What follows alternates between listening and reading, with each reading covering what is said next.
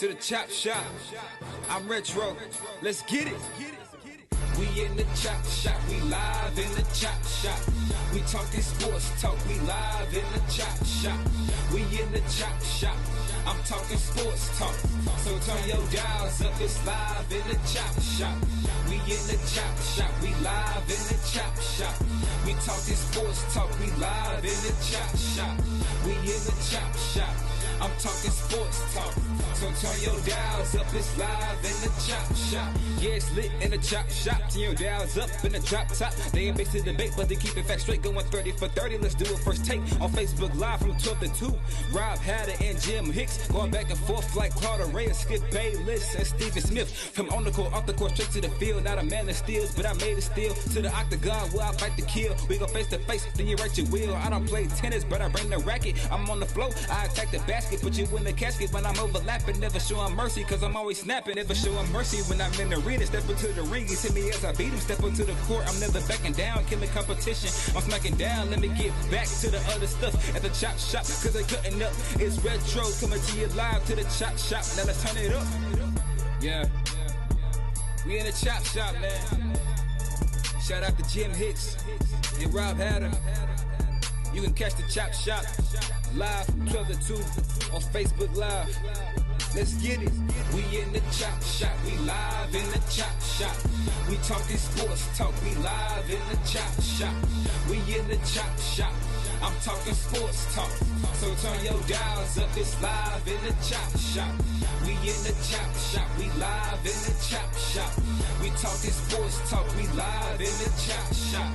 We in the chop shop. I'm talking sports talk. So turn your dials up. It's live in the chop shop.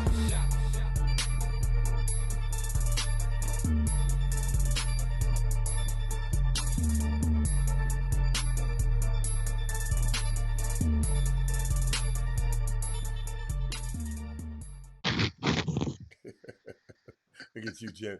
H-Town, what's up? You know what time it is. It's time for the best 120 minutes of your day. The Chop Shop, the nation's #1 urban sports talk show, and also your midday sports happy hour. Yours truly, Robert Hatter, alongside Jim Hicks, the cheat sheet, the Christmas crossover, man. I mean, we're going to talk about that a little bit later. And guess what, y'all? It's Women Rock Wednesday. And Jimmy, I'm looking on his Facebook feed, and no woman has popped on the screen yet. We going to have to get on them women about that when they get on, Jimmy. But guess, Jimmy, I'd like to say a special happy birthday to the Jigga Man, Beyonce's husband, Jay-Z. Happy birthday. He's got a book out, but he don't put the book out. Michael Eric Dyson got a new book out about Jay-Z. I got it ordered. Jim is on the way, and I'm waiting on it to come. But Jim, we have something in basketball that I've never seen before last night, Jim. Crazy moments of the season to me, and it starts with my man, James Harden. Jimmy, he dunked the ball and it went through, and the refs didn't see it. I've never seen that before in my entire life, Jimmy. And boy, it's a whole lot of stuff going on about it. I know we're going to talk about that later, but I just wanted to shout that out, throw that out there. But with Women Rock Wednesday, Marcus Sloan that popped up, Lori Dotson is in the building. Jimmy, what you got going on? I mean, NBA news, of course, Women Rock Wednesday. Shout out to all the ladies out there. And we're getting a little feedback on the end, had a little reverb. I heard it. Some of the results from last night around the NBA.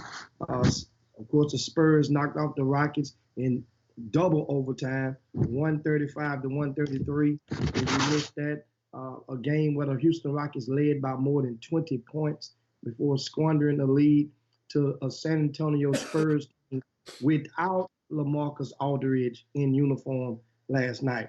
Also, Detroit over Cleveland, 127 to 94. Orlando, 127. Washington, 120.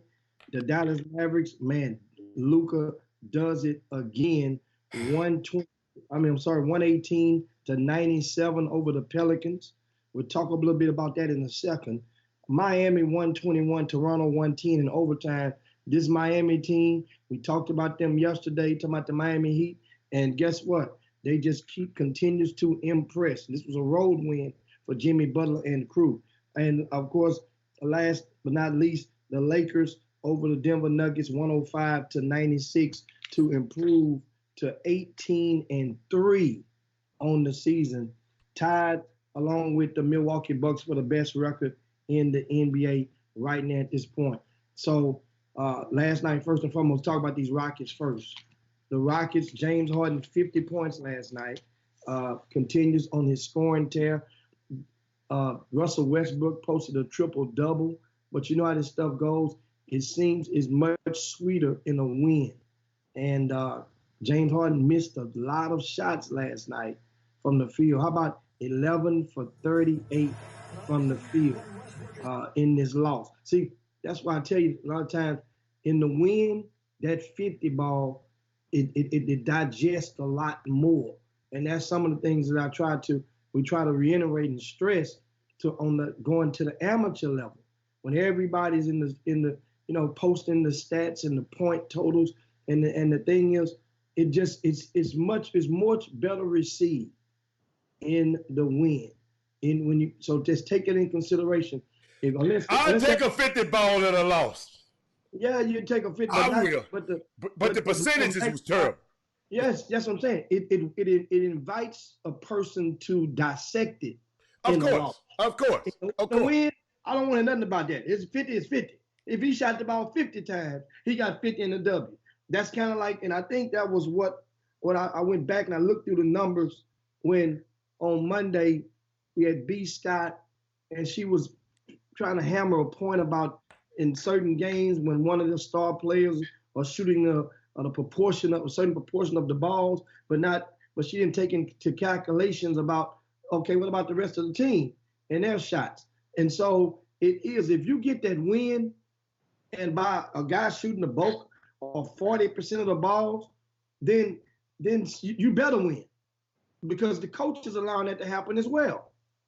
The coach has the ability to take that guy out the game or to go. But the unique thing about basketball, Jimmy, and I don't know, so she said she played basketball, but the unique thing about basketball, and I tried to explain it to people who don't play, it's called a scoring hierarchy. Put that in your lexicon. Scoring high. It's certain people shoot the ball. On every team, it's going to be a person that shoot the ball this amount. That person shoot the ball this amount. It's a scoring hierarchy. It's not an equal opportunity sport. Your stars go get the bulk of the shots, no matter who you think you are, no matter who, because in practice, the stars prove that over the time, they're going to make those shots. So that's the only thing that I don't understand when people talk about that. You want your best player taking the shots. Jimmy, you ever heard the old adage, his misses is better than your makes? It's coaches. Coach, that means something to coaches. James Harden misses is better than Clemens makes. So that's what people don't understand about this game. Of course, if you lose, every time somebody lose, somebody gonna try to dissect anything about it. But in James' case, if he win, y'all got something to say. So he can't win. He like I was watching the Wiz the other day. Michael Jackson said he can't win. James can't win with y'all. He just can't. Damn if he do, damn if he don't. Understand something with James Harden. And this stuff is marvelous what we're seeing from him, and it adds a little spice to the regular season. But certain players like him, I think that a lot of the Houston Rocket fans would much prefer that he can save some of those 50 balls and 60 balls in the tank until in the postseason. That's the thing that I think. But and we don't get it twisted. They're not uninspired, unenthused by these. But when people go in, it's kind of like that's the moment when Houston Rocket fans or James Harden fans turn into the equivalent of a Dallas Cowboy fan at the moment when when a James Harden does this in the regular season.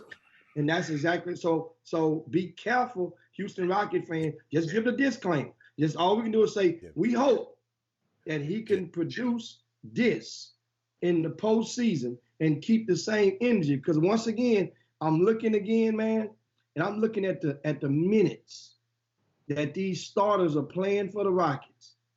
And it's just PJ Tucker played 51 minutes last night, guys. He played 51 minutes last night. PJ Tucker. That's PJ Tucker. Well, what you want them to be on load management? No, you remember you complained, Jimmy. That's not load management. I'm asking you a question.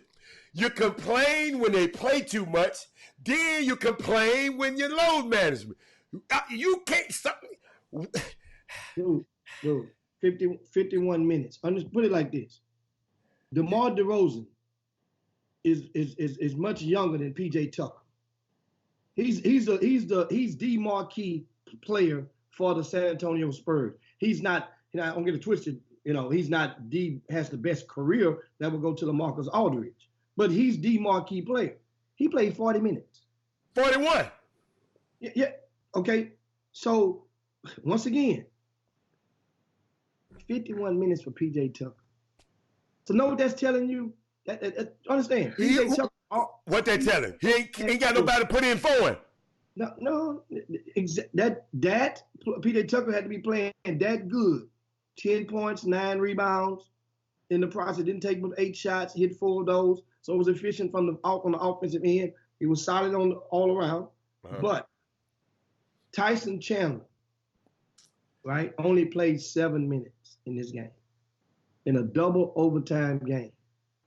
That just things like that just give me reason for concern. It's like, man, come on. I understand. What do you expect? See, what are your expectations? See, my expectations, read my lips, y'all. I keep telling y'all.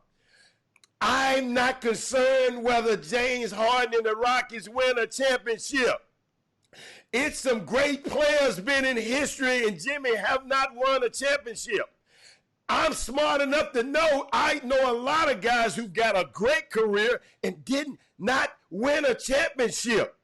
Everybody is not going to win a championship. Houston Rockets won 2 in a row. I was in the parade back to back 100 years ago, Jimmy. Jimmy, it's okay if we keep thinking about championship. Jimmy, ain't but one team at the end of this year, and I keep trying to hammer this on, I don't think y'all live. One team at the end of this year going to be the champion. One team. The other 29, guess what they're going to be saying, Jim? You're going to be, everybody in fandom, well, they couldn't make it to the big one. Damian Lillard can't make it to the big one. So-and-so can't make it to the big one. So-and-so can't make it to the big one.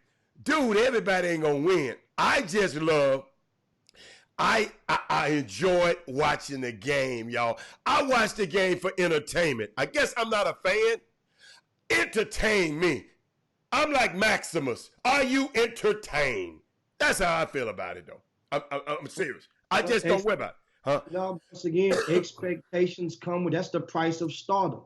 That's the price of being a top shelf player. That's the price of being a future Hall of Famer.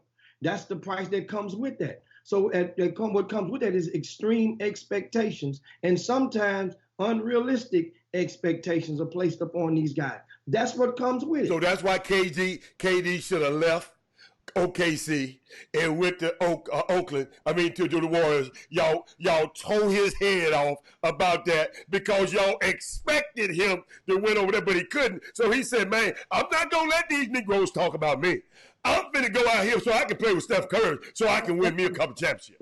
It wasn't the act of KD leaving. It was the team, for many people, the team for which he went.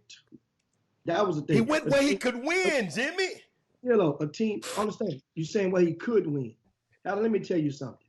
If we playing anything, any sport in the world, it could be marbles, and you up on me 3-1, and I come back and beat you, and you leave, and come and join me after you was up on me 3-1. Mm-hmm.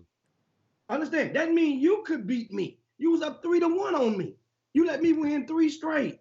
So that's what's the reason why a lot of the people in the basketball arena thought that Kevin Durant and the Oklahoma City Thunder at that time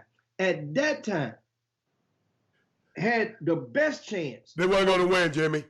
to beat them. What do you mean? They was up 3-1. It was up 3-1. A lot of people was up, Jimmy. The only championship that Kyrie Irving has, the only championship that he has, the Golden State was up 3-1, and they got beat. Exactly. So this stuff happens. It happens. That happened the same year. It happens in sports. Okay, name 2 other times that it happened. All I'm saying, the Lakers has been up 3-1 before on Boston, and Boston come back and beat them. Hold on. Who? What team? The Lakers have been up 3-1 on Boston in the past. All I'm explaining to you is in the past. Yeah. You know how long ago that was in the past? No, but I'm just letting you know, Jimmy, it's possible. Jimmy, I'm a history. You a numbers guy, and I'm a history buff. I look at history. You don't. I do. Now, you telling me something that happened 20 years ago. I'm telling you, it's possible for teams to be up 3 and lose. 3-1 and lose. But it's possible, yes, but it's not likely. The Houston Rockets were down 3-1 in the Western Conference Finals to the Lakers. They came back and Ralph Sampson hit the bucket and won. It's possible, but that's not likely. Excuse me. Also, Phoenix, they beat Charles Barkley. Mario Allen hit the shot. I'm just telling you, it has happened in history. That was a 5-game series. It has happened in history. You come back and beat the guy. All I'm telling you, dude, it's possible, Jimmy. That's all I'm saying. You act like with Kevin, but back to what I was saying. If Kevin Durant had stayed his butt there and kept losing, you would have been talking about him like you're talking about James. So guess what? That's why I don't. Let me tell you something. I done found out, y'all. It's some things I'm not gonna argue with y'all about no more. As of last night, it's just some things I am not going to argue with y'all as of today, again, about James Harden and about Bryce Griggs. Those 2 people, I'm not going to argue with you, clown. Not you calling nobody a clown. Whoever don't think they're good enough, I'm not going to argue with y'all ever again about them 2 guys. So now, how you doing? I don't think most people want to even talk much about James Harden other than give him applaud and acknowledge what he's doing. But when it comes, the light comes on. See, right now the lamp is on, but the light comes on in the postseason for him. Now, for a lot of other guys like Luka, here's his first lap around the track with this type of stardom and expectations on him. Last year was a rookie year, but right now this dude. I don't expect him to win a championship. No, just the whole thing. Expectations are different. Hey, Luka is not a Hall of Famer yet. James Harden is a Hall of Famer, first ballot. Yeah. It's different. Russell Westbrook, first ballot. Is Anthony Davis a first ballot Hall of Famer? Guess what he did? He got the hell out of. He forced his way out of New Orleans to get out there so I can play with LeBron James, because he don't want you talking about him. He don't want y'all talking about it. He forced his way out. He put on a T-shirt saying, "That's all, folks." Come on, Jimmy. You got this the new NBA, man. You can't get mad. You can't talk about a guy these days if they don't win a championship, especially if they ain't trying to get all their friends together. Winning a championship. Different people have different degrees of expectations. Miami Heat ain't expected to win a championship. Jimmy Butler gets stripes on his sleeve by getting Miami Heat past the first round. He can get swept after that. Jimmy Butler gets a stripe on his sleeve. So if Jimmy never wins a ring, he's all right. Jimmy Butler will be Tracy McGrady, part 2. You damn right. Joel Embiid, he will get, if he goes in the first round and gets knocked out, guess what happens with him? He will get toasted. That's the big difference. Expectations. Maybe I'm a little partial being around these guys a lot and understanding what they put into this game. And just sometimes the ball just don't bounce your way. No way Siakam, Fred VanVleet, them should have won an NBA championship last year. I don't care what you and nobody said. They lucked up and they rolled around the rim on Joel Embiid that Kawhi hit that bad shot, a short shot, and it bounced.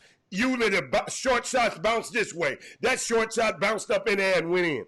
Jimmy, luck happens a lot in championships. So that's why I don't use that as a barometer by talking about a player and says whether he's great or not.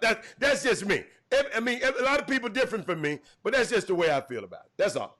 Now, hey, it's all right for you to feel your way. It's all right. Well, and other in the NBA news, don't forget tonight a couple of games highlight the field of highlight the schedule this evening, and that is one would be Miami is back in action. They will play at Boston, so this is the second game back to back. So now Miami at Boston. That's the early game at 6:30 Central Time. And how about the Lakers are at Utah? The Lakers are on a back to back, so it's going to be intriguing to see how both of these teams fare in the second leg of a back-to-back against playoff teams. Not just against playoff teams, Jimmy. When you mentioned, I looked at the schedule. I'm looking at the standings. Miami Heat number 2, Boston number 4. They separated by a half a game. So whoever win this game is it's separated by half a game. You follow me? And then the Lakers in Denver, but you said Lakers in Utah, Lakers in Denver played tonight. Lakers played Denver last night. So they played Utah, right? The Lakers are number 1 and Utah's number 6. They are separated by what? 4 or 5, by 4.5 games. So hey, great. Those are some great early season matchups. Let me tell you something. This West, hey, we already said the NBA was going to be pretty good this year, competitive this year. Jimmy, this is going to be a dogfight. It's going to be a dogfight. So what else you got? Indeed. It's definitely, speaking of a dogfight, we shift gears a little bit and go over to the college football on yesterday. The weekly college football rankings were released for the college playoff. The football playoff standings were released. And Ohio State is at number 1, LSU at number 2. Clemson and Georgia are the 3 and 4. However, at 5 and 6, Utah. They're in the Pac-10, guys. Utah and Oklahoma is at 6. And I want to tell you. Who is at 4? Oh, okay, because I got to make Georgia's at 4. But Georgia plays against LSU, right? This weekend. That's why they're talking about Utah might have a chance to jump in there. And people talking about don't nobody want to see Utah.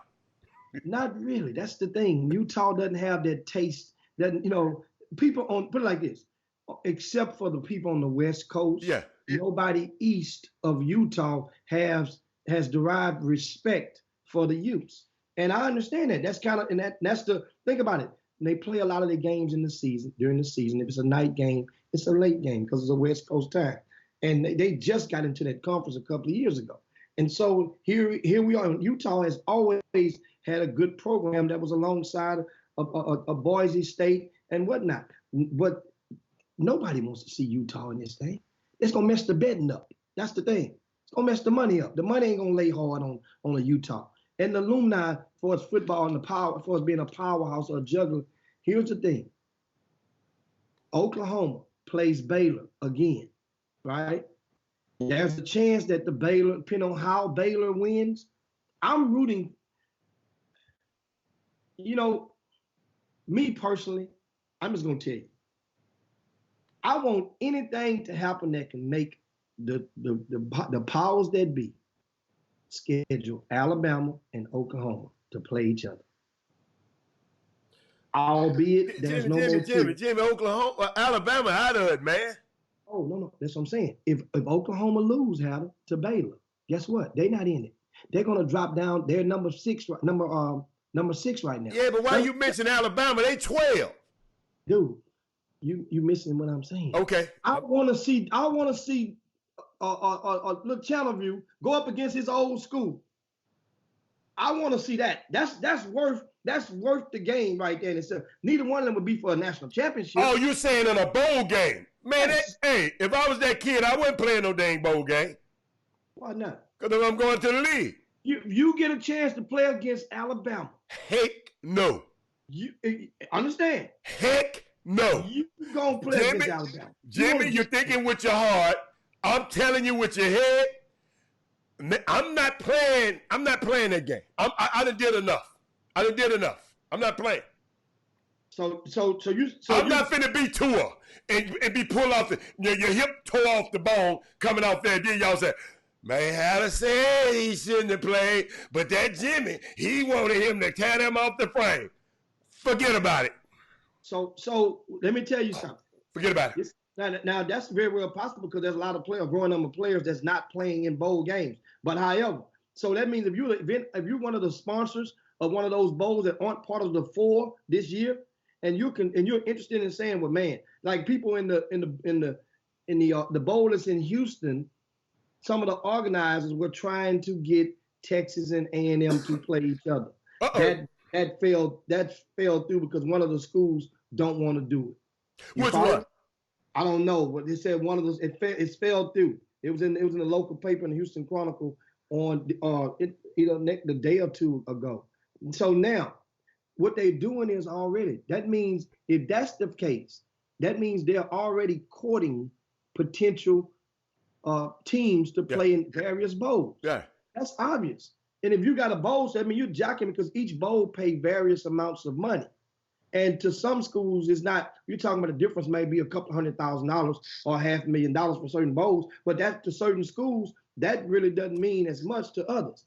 I'm saying, if I'm just say the Sugar Bowl or something like that, or the Cotton Bowl, if either one of them were not part of the 4 this year, I guarantee you, that's what I'm wondering. Like you just said, there's a chance that Jalen Hurts may not play. But if you're the bowl organizer, you better have enough sense to make that part of one of your deals. If you're courting Oklahoma, you need to get somebody to call Jalen's agent to be. You know he has one already. You just don't know it ain't official yet. There ain't no doubt about it. He has one. Really and truly, Jalen Hurts don't even have to take final exams no more if he don't want to. What are they going to do? He don't have to go to class no more if he don't want to. That's a whole nother topic about the mockery of the NCAA. We might be able to get in a little bit of that later on or maybe on tomorrow. But back to this. If you're doing that event, you're going to make sure this guy going to play or not before you lock this game in. Because if you don't play, then it takes away all the fears because there's no Tua and there will be no Jalen Hurts. Nobody want to see an Oklahoma versus Alabama if either one of them ain't playing. Jimmy, that's odd you said that. It's very funny you said that, right? Because we just had this incident this weekend. Last weekend. Some of the top players didn't come from a certain team, and they lost their fizzle. In Glenn's game, the Yates players, the top players didn't play. Well, that wasn't a choice. That was by force. That's the difference. That's different. But you said if I was the event operator, I would make sure that I'm just saying that what you said. Yes, and all you can do is be insured and take the word of the person of the person that you're going and you're relying on. Right. And that's all you can do. So that means if the person that you're relying on give you bad dope, then that's bad. Then you stuck with it. You can't move it. That's what happened in regard to the Yates with Glenn. So what has had to happen for Baylor to get in? Georgia have to lose. Baylor got to win big. They got to win big. Remember, because they lost to this team. Remember, Baylor choked the game off against this same OU team a couple of weeks ago. Baylor was up like 3 touchdowns, and choked the game off. I mean, Baylor Alvin Brooks on there. Baylor got too many variables for them to get in. Then. No, not really. It's a chance. They see that number. They can stomp a mud hole in OU. Obviously, the game plan was working extravagantly for them to be up as comfortably as Baylor football team was when they played. That mean the scout was working perfectly. Now, guess what has to happen? Somebody got to go in halftime, and somebody from up top, the guys from coaching up top, they come make some adjustments, and that's was the end result. You kill me with that scout. You always want to know who had the scout. Jimmy, sometimes the best laid plans don't work, baby. The best laid plans. Huh? And speaking of Baylor, this is the perfect time. You can go and we got some news about Baylor, the basketball. Yes. We're going to show something to you guys. Baylor will be hosting Arizona. Both teams are nationally ranked. Mm-hmm. Get this. And everybody has a chance to get in free. If you've never taken a young person to a college basketball game this year, understand, everybody can get in free.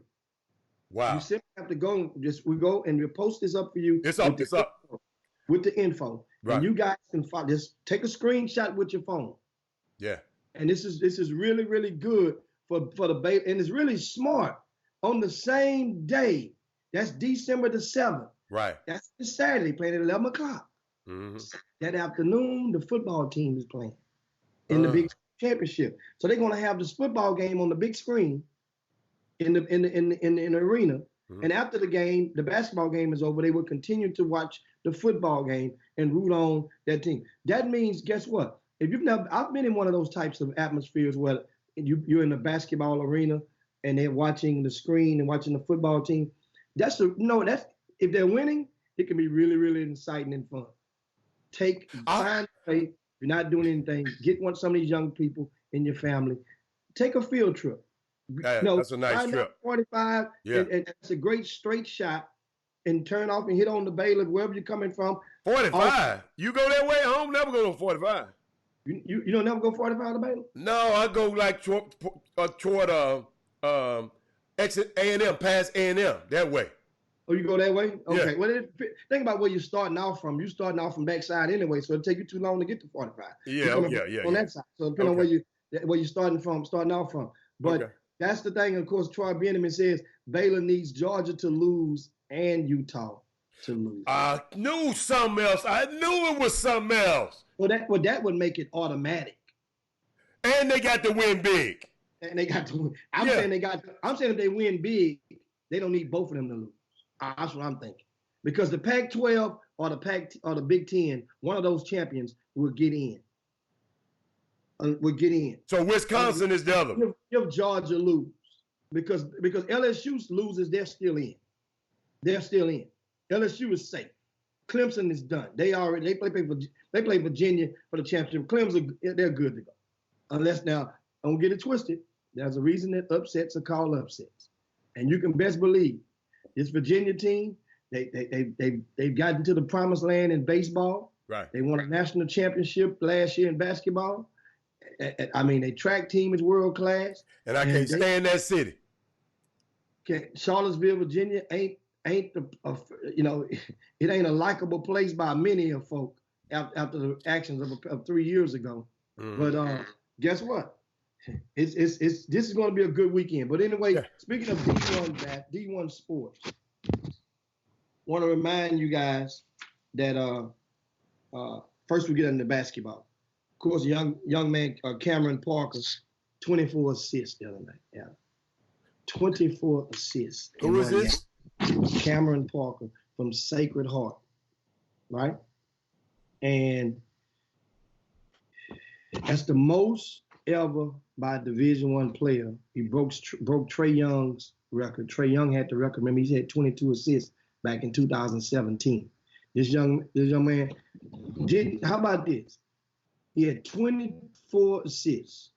Guess how many appearances he had? How many? 8? Zero. Did he take a shot? Yeah, he took a shot. Understand. And they got to win. 24 assists and no points. That's the first player over the past 20 years in college basketball with 20 or more assists and no points in the game. He got a W. He came in there averaging 7.7 assists a game. He got his name. He got his shine. So that's what we're doing. We're just giving him his dose of shine. I've never met the young man, but that he's in the record books, and it's going to be hard to get that. But don't get twisted. We thought it was going to be hard to get 22. That Trae Young got it. But records are flying off the hinges nowadays. Now, as was promised on yesterday, we also got the freshman, right?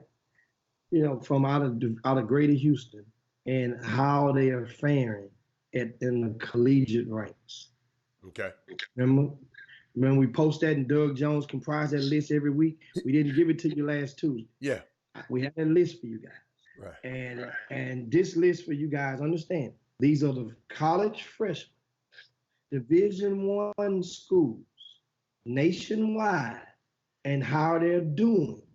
That way, what we're hoping to do is hoping to bring these numbers and put them right in your face so that you can understand just how hard it is. Because a lot of times, no matter how much we say it, no matter how much people say, people always tend to believe that ain't gonna happen to me or my baby, because my baby better than that. That was just a wrong situation. He went to the wrong school. They didn't know what they was doing. They should have listened to him, or he shouldn't have played with that team. That's possible. That's everything you just said. That's possible. But they wrap all that up into there. And guess what? With that having been said, here's a list of the Greater Houston-based college D1 freshmen nationwide. And this includes the red shirts from a year ago. This does include walk-ons. So these are just not scholarships. This includes everybody on the Division I roster. And what I'm going to do is acknowledge the ones, the main stat, as we tell you guys, is the minutes per game. How many minutes they playing per game? That's what people wants to know, right? So what freshman is playing the most minutes? Which freshman? First of all, I'm going to tip my lid to a young man who has, speaking of Baylor, he was committed to Baylor as a sophomore. Daddy thought he was going to go to Kentucky or somewhere and say, you know what, we're going to decommit and open this thing back up. Well, the recruiting dried up a little bit from the Power 5 angle, but they ended up finding a coach who had gotten hired as in a new spot coming from the SEC. Was in the Big 12 before then. That's Matt Figger. He was at Kansas State, then he went to South Carolina. And guess what? Now he's at Austin Peay. This kid, Jordan Adams, was a front cover boy of the magazine in 2018. Yeah, front cover. I don't remember. From Silsbee High School. Oh, Silsbee. Oh, yes. Jordan Adams. He's at Austin Peay. And guess what he's doing at Austin Peay? Check out these numbers. Wait a freshman, 31 minutes a game. 15.5 punts a game. What? 3.8 rebounds a game. And 1.8 assists per game. That's so he ain't passing that much. I'm messing with you, Jordan. That means that Austin Peay got a steal in Jordan Adams. Remember, Jordan Adams didn't. You don't understand. You have to really evaluate some of these guys and realize to project how they're gonna fit with you. There's not a lot of evaluations going on in person because this college coaches, many of the D1s, they're restricted from how often they can see you. First of all, they have to rely on the eyes and ears of other people, and which a lot of times the heart supersedes the head for people for the intel. But this young man, I tip my lid to him because that means he's at a school, right? Whereas he can. I don't remember him, Jimmy. I'm trying to remember him. Gosh, I'm trying to remember because I didn't see Silsbee play that much. Jordan is about 6'4". He's an above average athlete, a very good athlete, so to speak. Has good. He developed a super perimeter. His perimeter game, it improved each year of high school. They went to state 3 times at Silsbee, won it twice, right? And he played on the Nike circuit. I think his last summer he played with the Nike Pro Skills, if I'm not mistaken.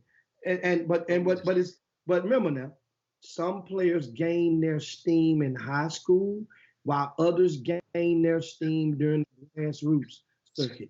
Now, for those that have very fortunate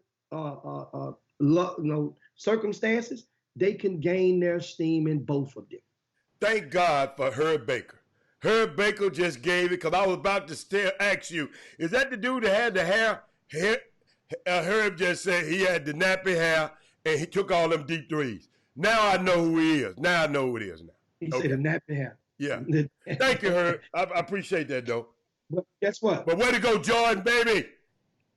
I mean, way to go. And of course, the other kid that played with him at Silsbee that had the dreads, right? Devin McCain, he got hurt and he's sitting out all this year with a medical red shirt. had to undergo surgery. So he's there too. I remember McCain. So they have both of those guys. So that means now Austin Peay, here's what that means, why I'm stressing them so hard. When you get success like that with a player from 2 or 3 states over. Oh, yes, sir. It opens the door to come back and dip your spoon into that area without problem. Because now when you look a parent in the eyes or look at a kid in the eyes and say, man, look, you come here, you can play. You can play for me. And right. and that's what it does. That's good. That's good, so man. No, you know what I'm thankful for? Because you said something about his dad, and dads always wish the best for their kids, Jim. Some people think that's in a bad. Understand the dad is all right to wish that he can go to Kentucky, but understand that he might have to go to Austin Peay. So it's all right to wish he can go to Kentucky, Jimmy, but still have the wisdom and understanding that Cal might not be knocking on that door. And the young man came up there and played his butt off. And guess what? I hope this is an example, but you know what somebody told me yesterday? Robert Hatter, you can sit up there and tell them kids all y'all want to. You can tell them parents all they want to. They ain't thinking about what y'all be talking about. Somebody told me that, and that kind of broke my heart, Boom Boom Room. Because I hope Jimmy and I are not sitting up here wasting our time, getting all of this wisdom and knowledge and understanding about this game, and y'all not appreciate it. Somebody told me that. So I mean, several people told me that, and I refuse to believe it. I refuse to believe it. Parents, I'm on y'all side, but just I want you to wish your kid can play anywhere. You know, I know this kid wasn't even a top nothing in Houston. And his daddy said, man, I don't know why Coach K ain't came to see my son. It's a true story, Jimmy. The man, I told you the story. He wrote a letter to Coach K. Said, man, you sleeping on my son. Now, the dude wound up going somewhere. I'm not going to call the kid's name, but the kid's playing in college. But Jimmy, it's nowhere near the ACC or any other of them conference. But guess what? That's what his dad wrote a letter.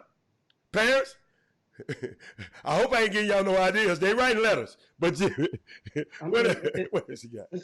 I mean, you know, I'm not going to never discourage a parent from writing a letter to a coach. Just understand how it goes. It goes like this. Those same coaches, every coach, especially talking about major cities. Now, if you're talking about a rural area, then your luck is a little bit better. But if it's a metropolitan area, those coaches on that staff is likely to know between the 4 of them or the 5 of them. When you count you got the operations guy. Okay. They're gonna know somebody that's in that area that they rely on for intel. So that's just how it goes. And then what happens is, what if that one person that they rely on is a person that you have antagonized, you have publicly humiliated, I'm just letting you know how this stuff goes. You never know. People don't walk around with a shirt on or with tattoos on their arms with who their allies are. You don't know. That's why I gave you guys the best advice in the world as parents, as summer coaches, and even the kids who are skipping class right now watching us in the restroom or in the gymnasium, watching the chop shop. I know some of them do. They tell me a lot. Not going to the gym. You right. One told me last night, get the gym. Man, y'all go hard on the chop shop. I said, how the hell you watch the chop shop? He started laughing. Hey, one asked me that last night too. Tell me now, what time y'all come on? I said, man, 12 to 2, you better be in class. I said, that's why we on Facebook, because we know that you youngsters don't have Facebook. So how the hell you watching the chop shop? Jimmy, they do have YouTube. So we on YouTube also. That's how they getting it. Yeah. And so this is the thing what I told you guys, the best advice. And I'll say it again.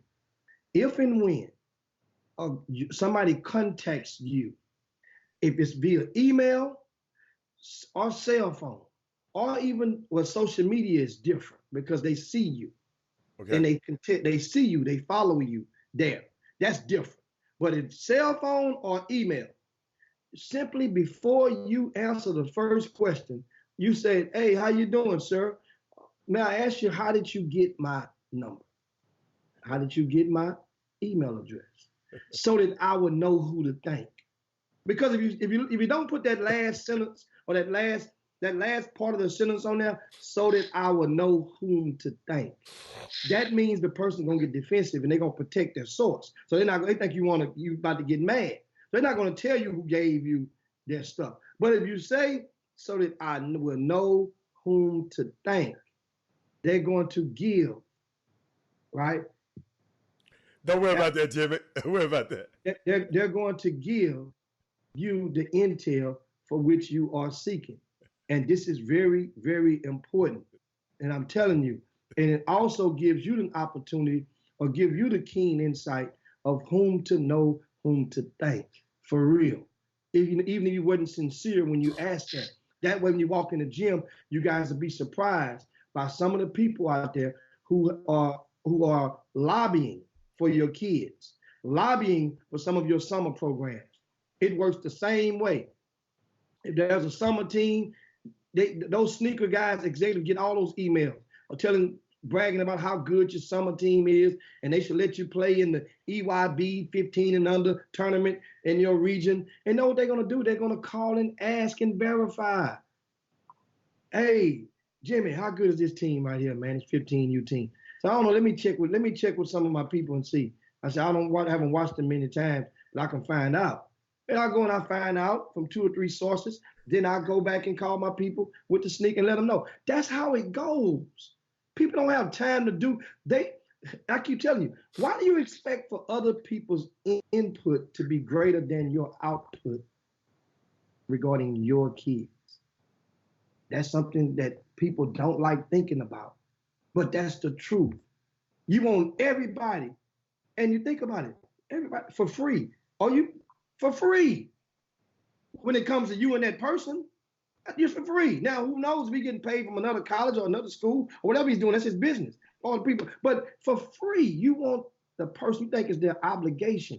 That's where the first level or the first degree of ignorance dwells right there. Because you guys don't take out the time to ask some of the evaluators in your respective regions of the country, what exactly do they do? What exactly do you provide? And understand the lack of transparency, that's a red flag. Because if the concept of this stuff is really simple. Most guys you see in the gym on the baselines with the cameras, most of those are comprising highlight footage or mixtapes. A lot of them are for hire. That means a parent can contact some of those camera guys, and they can order, a personalized mixtape package. Yeah. I don't know what the rate is, it varies. I don't know. But I know that's what's going on. Let's not get blinded by this. Now, also, some of those guys who have those cameras also have what they call a video service that will be approved by the NCAA. The NCAA will approve certain video services, and then they can go and get colleges to subscribe to them, and they can load up video footage of games of kids and send it out, whatnot, and they get paid annually, whether they promote your kid or not. That's how that's supposed to be. All intel is supposed to be dispersed equally to all of the respective colleges if you are approved NCAA video service provider. Now, those other guys you see on the other end of the court, on the baseline, guys like myself or like Doug or like Marcus Sloan or Buffington or different guys have what they call scouting services, right? The scouting services guys, they will go and have to go and fill out an application with the NCAA to get approved, to seek approval. This approval puts them on a secret list, a non-public list that's only can be accessed by the college coaches to let them know if your name is on that list, the name of your service, that is, then that means a coach can subscribe to you. When they subscribe, they pay an annual fee, not a weekly fee, not a monthly fee. They pay an annual fee to 99% of the people that they choose based on the region who they wish to go and subscribe to. This is how this stuff goes. I'm giving you guys so you have an understanding, because a lot of people don't feel compelled to ask. So now we get paid annually. Some guys have way more subscribers than the next guy. So that's why some guys are going to be on an ongoing mission to go and get more subscribers. More subscribers means more revenue for those guys, young people to feed their families. Now, those people are scouting services. There are other proportion of people that maybe not necessarily sitting on the side of the bleachers, but could be in the stands, sitting next to the parents, could be on the sidelines. They are recruiting services. Now, the recruiting services are different from both of the other two, because the recruiting services will get paid from the family of the kids. They have packages from which a parent can go and pay that guy to promote their kid to specific colleges. See the difference? But you pay like you weigh. Scouting services are different from recruiting services. Recruiting services have an obligation to the kid and the family. The scouting services have an obligation to the colleges to provide intel, true, accurate intel. And often, guess what? Do some of the people that are scouting services get in the way? I mean, get in too deep? Yes, it happens all the time. So, but if you don't understand what's going on, so that means if a guy's talking to a college coach and watching a game, and a college coach walks in the building, that guy's standing next to the college coach and they're giggling, they're smiling, they're shaking hands. That don't mean he's telling that coach about your son. That don't mean he's talking about your son. And he can come back and tell you, man, I was over there talking, that coach asked about your son. He asked about it just to tickle your fancy. Well, what if he is talking about the son? Well, guess what you do? You will know if that coach contacts you. Then you ask the coach the initial question. You go from there, who gave you my number? So that I know whom to thank. Then you can go and say, well, coach, how long you been knowing this guy? How is he? Should I trust him? Is he okay? Ask that, because too many of you parents are placing, it seems like by default, the direction of the careers of your kids are being placed upon the hands of guys like myself, and that's too much. That's not really. Jimmy, could you hold on just a second?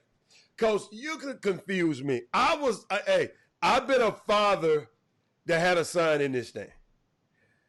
And I know it now, but I'm just sitting there saying, all of these people, Jimmy, this is a whole lot of stuff for a parent to process. They would have to go and get this video right here, this show, and rewind it, because I got to rewind it. So it's a video guy, then another video guy, then it's a recruiting guy, then it's another guy, then it's another. Then you got guys who just sit around and talk, and what the hell they roles are? Hold on, I hadn't gotten to the other guy. Okay. I'm sorry. I'm premature. But Jimmy, listen to me, Jimmy. If I was a parent right now, I'd get on my knees and thank God for the Chop Shop right now. Jimmy, I did not know all of this, man. I see these guys, but I have no use for these guys. So parents, I'm sorry. Robert Haller has no use for these guys. So I don't understand what they do. Jimmy works with them every day and understand. Jimmy, you just broke down some stuff. If I don't know it, man, I know some of these parents don't know it. But carry on. I just had to interject there because it was too much for me to write down. But keep going. And so that's, as you parents, and this is the time right now where you can share the show to your timelines or to your friends. Let some of your followers some of your colleagues, let some of them be able to get some of this. This is valuable info that I'm providing to you guys.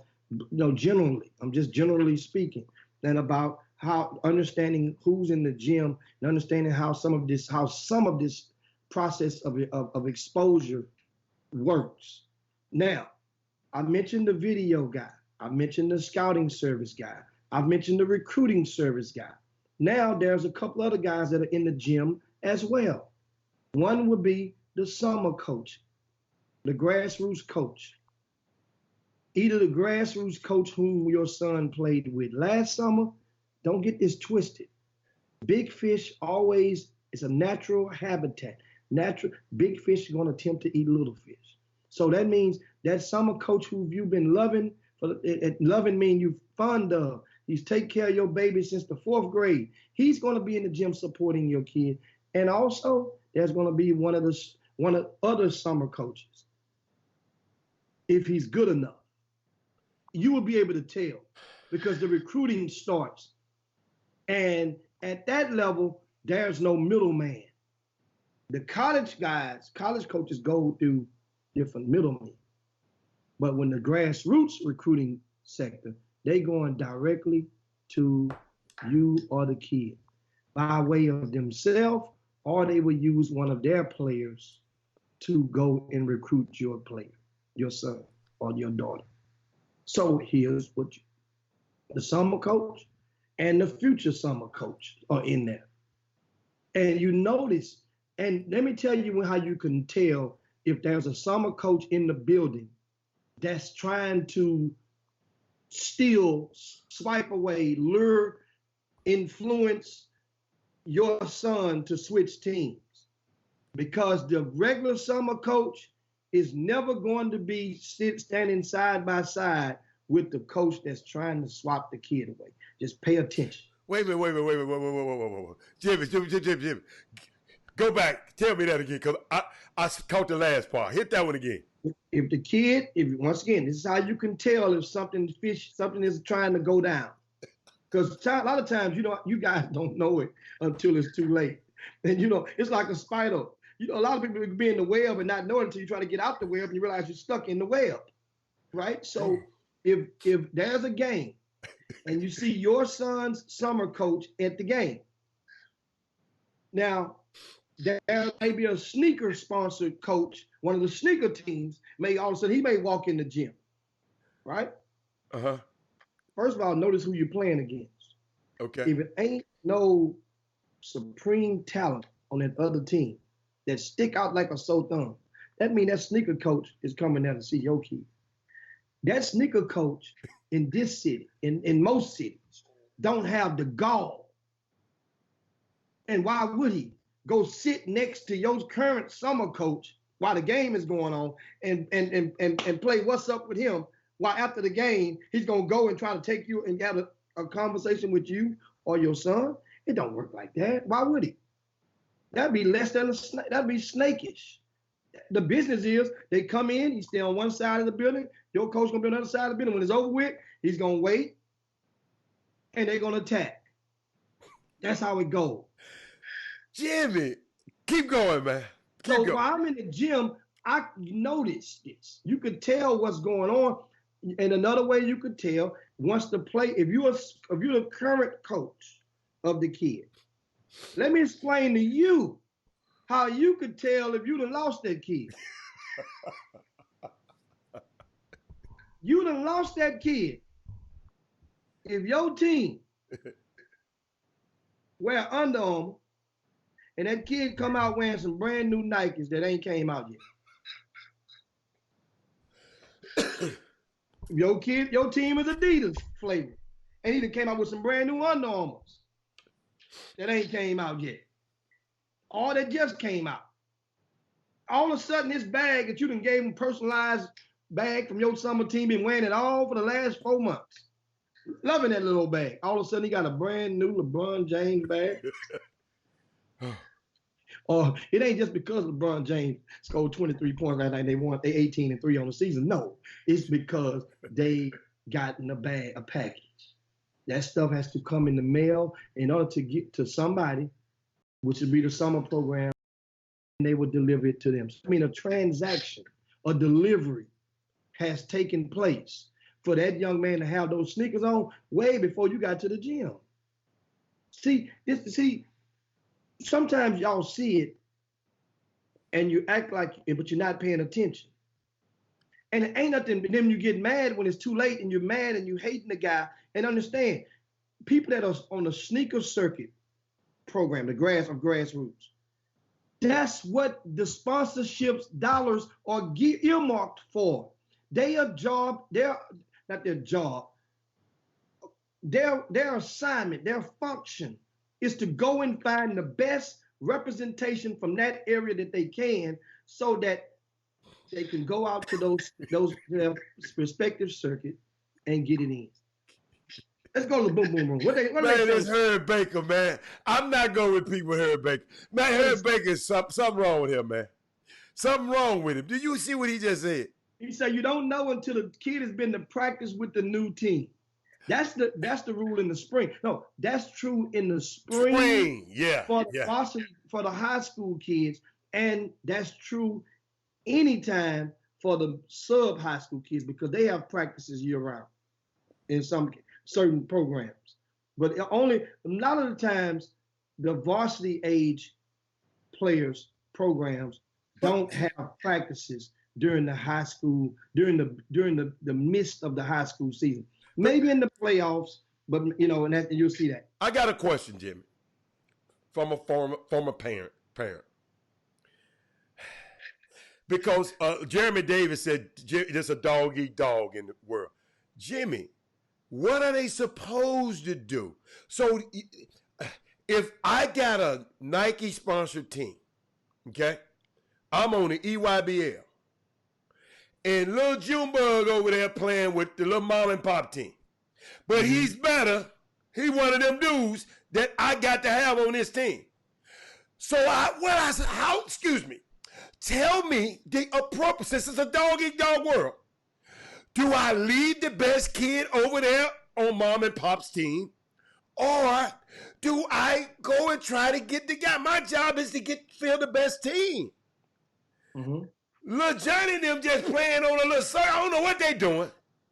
My job as an EYBL team, or I don't understand, a Under Armour sponsored team, or Adidas sponsors team, I got to get the best in Texas in our neighboring states. Ain't that right? So of course, I'm just trying to see where. I mean, that's the nature of the game. So I suppose to come in there and sit on the opposite side. Now I ain't gonna come up here and try to be his friend now. Well, but that's the whole thing. Those guys, in many cases, in many big cities, those summer coaches, a lot of them, not everybody, a lot of them guys are allies. Or they're not enemies. Put it like that. Yeah, they're not enemies. Now, the way that stuff until that happens, now it becomes a very piercing occurrence, because that summer coach thinking in their mind. I've talked to too many of them. You have as well. Yeah. That summer coach who's had that kid since they were in the 3rd, 4th grade. In a lot of their mind, they feel that kid will never leave me. Leave me. I've done this for him. You gave me the most valuable lesson I've ever had in summer basketball. I'll never forget. You called me and told me what a parent told you, right? What she tell you? If I play for that team again, you put your feet dead square in my behind, right? So did. This up, mama, dad. Hold on. We did everything for her. Listen, y'all. This up, mama. I ain't call no names. Who, bless Penny Hart, we've helped moved. Light bill. Phone, we've helped. And they left just cause, I don't know. Wait a minute. No, this the time the mama said she wanted to stay with me. Wanted to move the whole family in with me. Now check this out, y'all. This is a true story. You notice I don't never tell no names. But it's a true story. Jimmy called me and said, man, let me tell you something, man. He said, man, if you can have one of those kids on your team for 1 year, consider yourself blessed and lucky. He said, because they're not your kids. These Chris Brown said, these folks ain't loyal. He said, I never forget it, y'all. It was a harsh reality because it kind of broke my heart. He said, dude, if you can have them for 1 year, he said, the only kid you can know that's not going to leave that team is that one that lives in your house. I'll never forget it. I did everything for them kids. They had the best tennis shoes. They had the best travel. They had the best everything on this team. And still left. Unbelievable. And this is stuff, and these are everyday occurrences if your son or daughter is good enough. That's the thing. And it hits you. You don't realize it'll happen one game. Then it happens another game. Then this whole cycle repeats itself because one game it's the Nike guy coming in there. Next game it's the Adidas guy. This game it's the Under Armour guy. The fourth game, all three of them in the gym together. So now it's about, then you could tell. You could tell. And the thing is, it's part of being recruited. It feels good to the parent and the family because you get to go and tell somebody at work or at church, hey man, all these teams want my baby. Oh, okay. So now you engulfed and consumed, you all gilly about the recruiting process. They're supposed to be, Jimmy. And I'm wrong with that. But understand what's going on at the same time. Your son is all of a sudden in your house. He has a duffel bag full of product. It looks good when you walk out there. He's like, oh, they gave you that? Okay, cool. So now, let me tell you guys something. If you, the moment as a parent, that you allow any grown person a stranger, so to speak, a stranger, to give your kid some candy, whether it be in the form of tennis shoes, whether it be in the form of product, whether it be in the form of ball bags, jogging suits, whatever, that's the equivalent of giving your kid some candy. Then you rest assured that your kid can be lured around the block without your knowledge to get another piece of candy. That's the thing. That's what, see, if the structure is properly set with some families and the kid, then there's no way to come through the front, through the door, unless you come through the front door. And guess what's in at the front door? Mom, dad, whoever name on the birth certificate of that kid.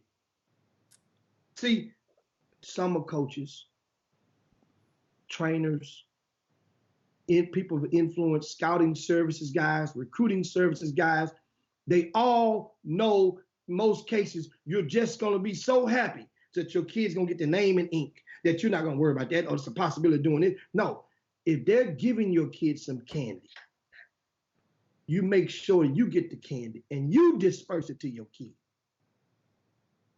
Your kid, there's no way that, and that's the whole thing. If you want to remain in control, then you have to be in control. In order to remain, that means you are maintaining something. So I know you guys hear me out there. Come on now. If you can't share the shirt right now, you come on. I don't know what I'm talking for. We got a mom said something, Jimmy. A mom just said, it's hard to pick a team. The coaches will tell you what they think you want to hear to get you to come over there, and they don't play them, and they don't play the kid. Shaking my head. I wish AAU never existed. And that's bad when a mama got to feel like that, man. That's bad. I know some mamas and told me saying, man, I wish this stuff would get over with. Think about that, man. I'd be glad when this stuff is over with. It's unbelievable. This should be a great experience for everybody. You follow me? I think it should be a great experience. Because I had a ball. Listen to me, y'all. I had a ball, man. Because, guys, you got to watch this term here, y'all. Overbearing dad. No, that means a dad don't let you dudes run their son. So dads, I love the dads who man, you can't take control of your situation because they're going to try to take control of the moms. But I watched this thing. Oh, this should be, gentlemen, the people who are guilty of this stuff should be a great experience for these kids. And Gimme, and I'm not mad at the guy at EYBL if the best player is on Lil Johnny's team that ain't gonna go out of Houston. Dude, these platforms, if you that good enough. See, Jimmy, I didn't know this when my son was playing for the EYBL. My son just wanted to play with he said he liked the tennis shoe. Dad, you can't buy them now. I got to play on the circuit to get these tennis shoes. That's what he told me. I got to earn my way to get these shoes. So that's why I want to play. So guess what happened? I let him play. But what I'm trying to, I think the thing I'm trying to tell you, that platform is unbelievable for the right kid. And Jimmy, this is what I don't like. The team, and I understand this guy, you done nurtured him, you done got him good, and he done got, but sometimes, Jimmy, we use the analogy of the space shuttle. If you notice the space shuttle, it got that big rocket pack on the back because it needs that rocket pack to propel them a certain amount of miles in the air. But let me tell y'all something. When that space shuttle get up there, that rocket pack falls out and come back down to Earth. I don't know where it goes. I hope it don't go to nobody's house. But it comes back down to the Earth, Jimmy. Over the water. They do it. They let go and it projects over the ocean. We hope so. Because it shots in Florida a lot. You're right. So, and I'm sitting there saying, sometimes you got, and I know, think about it, Jimmy, how close I was to not just that player, but Rasheed Suleiman. He was on my team. But when I promise y'all, that man went and left to go to the EYBL circuit. Mm-hmm. I wasn't mad. Jimmy, did I ever call you and say that dirty dog? No. Guess how I found out, though? He didn't come to practice. Like Herb said. When practice came, then somebody called me, man. He was over there at the hoops practice. I couldn't get mad, y'all. See, because Jimmy told me, these not my kids. AAU coaches, summer coaches, these not your kids. If they want to go play on Under Armour, let them go. Don't be talking about the next guy. If they want to go play on Adidas, let them go. I mean, I know it's hard. I know, man, I loved him. I did that. Dude, the woman want to live in my house. But I said, no. Take your son. Took her son way across the country somewhere. Huh? Yeah, you were saying that mom want to do more than live in your house. You were saying that mom. Hey man, you crazy. But I don't know if twerking was out back then. Hey, but what I'm trying to help, I'm just trying to see this thing through. And Jimmy, all you guys who teaching the little June bugs, right? You know, the 6th grade, the 7th grade, yeah, we're gonna keep these guys together forever. We got a rule the next. It's not gonna happen, man. This basketball, the higher you go in it, guess what? I've never heard of a Baylor, and I hope Alvin Brooks still on. I ain't never heard of Alvin Brooks coming and say, hey man, we offering your whole team. Jimmy, have you ever heard of that before? We offering your whole AAU team. Yeah. No, he coming to get one of y'all. Yeah, One of y'all. And guess what? They go in there and they fall for it. And understand, parents and parents and relatives alike, and people that are concerned. The intel that we're giving you is not going to help you win the entire battle of recruiting. It's not, but what it does, it will help armor you from just getting shot dead in the heart with the first bullet that came your way. That's all. Right. At least you have to be prepared to fight a good fight. You're not going to beat the army with a 6-shooter, but at least you better hit something that you don't like that comes too close to you with this stuff. And that's the concept that you go. But most people are too proud to seek intel and to go in battle and study this stuff. And because here's the play. Right. Think about the security, the sensitivity level of certain grown ass men. You mean the insecurity? The insecurity level. Think about this. Paint this picture for you guys. A guy that has never slept in your house before. Well, some of you single parents out there, I don't know about that, but that's another story. But a guy that's name is not on your kid's birth certificate. He's not a blood relative. You basically met him a couple of years ago, maybe even less than a year ago.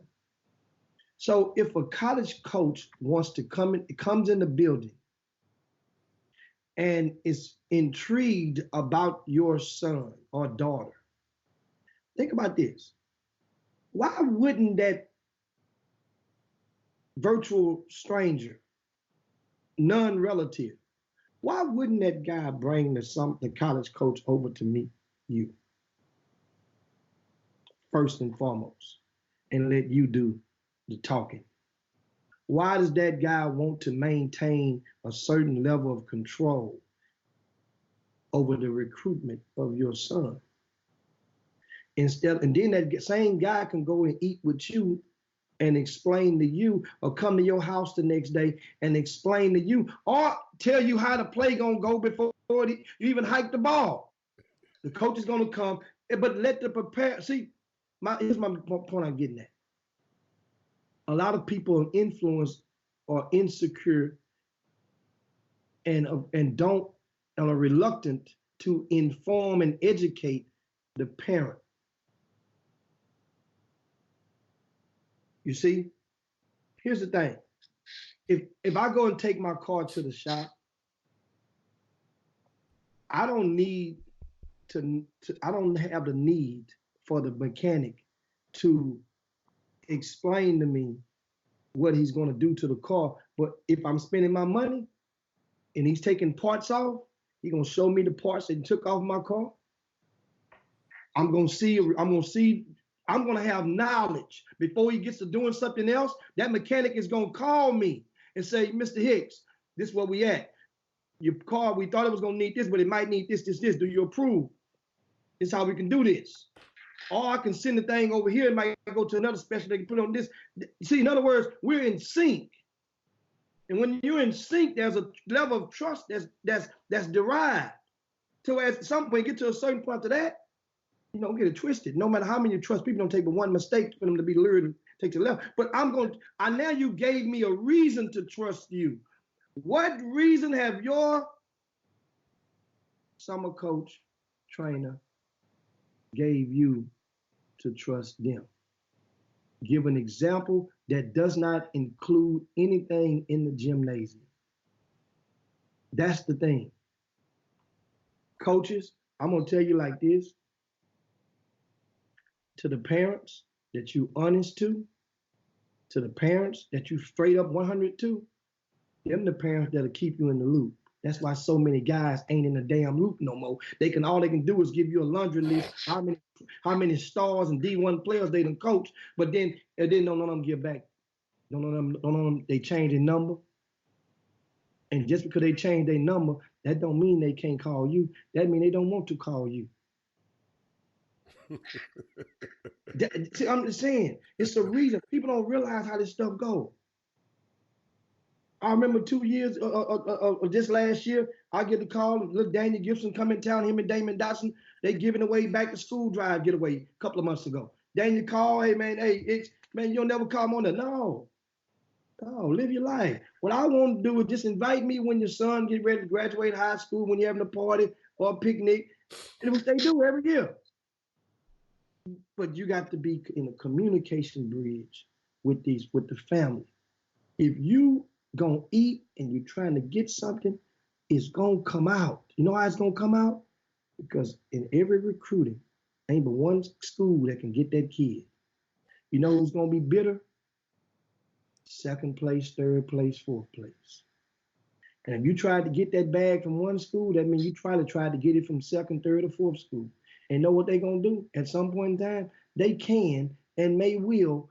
Not saying they will, but they can and they can give you up to the parent or to the kid at a later date in life, or even then. Explain to the mom, hey, man, we really wanted him, but then you know, this is how it went down. I heard that story so many times. So many times. And know what happens? The relationships that we go and we try to promote to go and befriend, guys, they're all to the left. Some of coaches out there, sneaker guys, like you said, Heather, that's their that's their obligation to go find the best ones. But the manner of which some of these guys do it is borderline sneaky, creepy, and it's dirty. You got the product, you ain't got to sneak and get the kid. So how should he get him? How should he go get him? You first of all, because I done already, if I'm the other guy on the Junebug team, I done already told him, you don't want to go over there, because I'm trying to keep him over here. So how in the hell, how is he going to get him? There's different ways. Number one, is when you go in that gym, you ain't got to be sneaky and go on the other side of that bench. You can go to that grown man. If that grown man is an ally to you and that guy's a coach, you know, you say, man, look, man, I'm going to tell you like this, man. Or give him a call. Yeah. If you got his number, because I'm talking about, it's a small world in basketball. Yeah. You can go and tell that guy, hey, listen, man, we interested in him. I'm just letting you know. We're interested in it. Okay. You know, and, you know, we can use him. We want him. We're going to recruit him. Now, that guy, that summer coach may be mad. What the hell what can he really say but respect at the end of the day? Because you sit there and you look at him, hey man, look, this is where we're gonna go. Now a lot of guys know they say, man, I ain't gotta talk to him. I have to go through him to get this kid. That ain't his kid anyway. That's what we said. His name on the birth certificate. See? But you want that college coach to go through you to get the kid. You see? Same rule don't apply now. You want a guy that want to come to get invited to a camp or invite him to somewhere, they got to come through you now then to get the kid to be plays for you now. But then now you're saying you have to go through this guy. See the rules how it change? I ain't got to go ask you. What I got to talk to him for? And that's maybe how some of them guys feel. Why should I talk to this guy?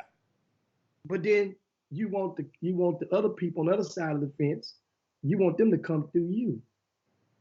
Why?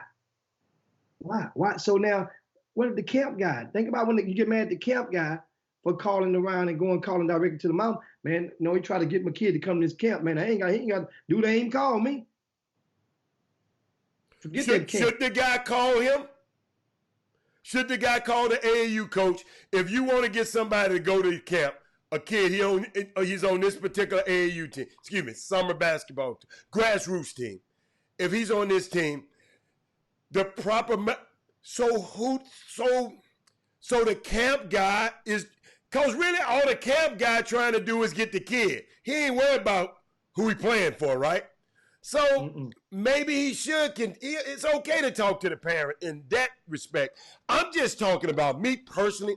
I'm just talking about because of the different team wars. You stole my kid. He left this program. Let me tell y'all something. If you wasn't on earlier, man, if you get 1 year, Jimmy, You told me this years ago. Ladies and gentlemen, it ain't nobody leaving your program. If you can get 1 year out of somebody else's kid, consider yourself lucky. They have no obligations to stay with you. They are not your kids. I'm serious about it, Jimmy, because what you talking about? Man, I heard he leaving. I'm leaving. No. Sometimes people seek other opportunities in other places. They mean I'm leaving you. Those people who left my, not necessarily, who went on and did other stuff from my program. Man, these people thought that was best for their kid. I can't get mad. I can't get mad at the kid and the mama. So that's my thing, Jimmy. I just want people to understand, man, if a person goes to another program, that's their prerogative. It's all right.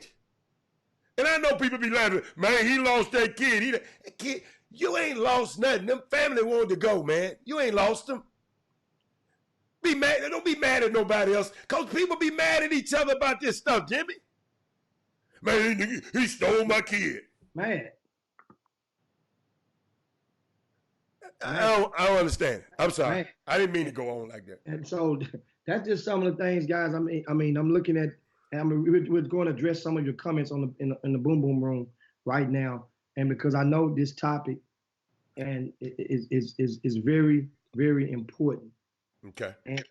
And a lot of times, a lot of people that are watching have the train have already crossed the track for their kids and their recruitment, and all they can do is look back now and see some of the signs that we've talked about earlier in the show, and they say, "Oh man, that show did. That happened to us."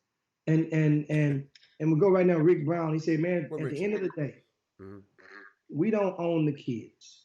If you have done all that you can, and there's a bigger platform out there for him, then let that kid go." See, I did that with Shamir Bogues, right? Who went on to play with Drive Nation when RJ reclassified. I mean, and Rick, that's the thing.